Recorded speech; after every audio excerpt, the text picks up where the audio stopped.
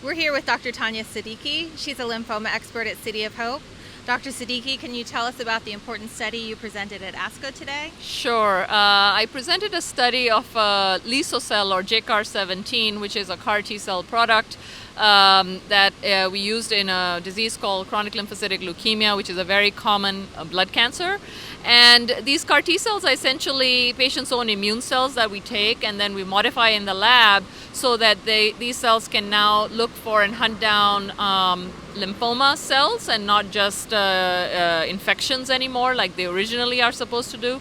And so we took patients who had relapsed CLL after having been treated with novel targeted therapies like ibrutinib and then progressed with their disease.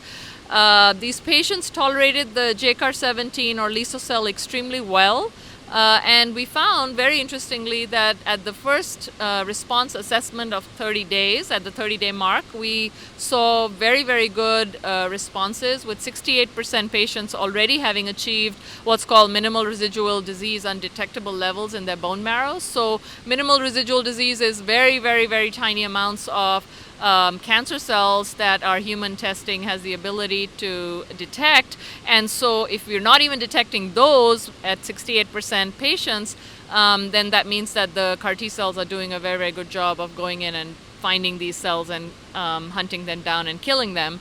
What was very interesting also is that over time, as we followed these patients, starting with 23 patients, and now the longest follow-up has been about 12 to 15 months in 3 patients so far, we found that these remissions have been retained for a long period of time, and the 3 patients of mine that are now 15 months out continue to be in complete remission with undetectable minimal residual disease levels. So very exciting findings from this study.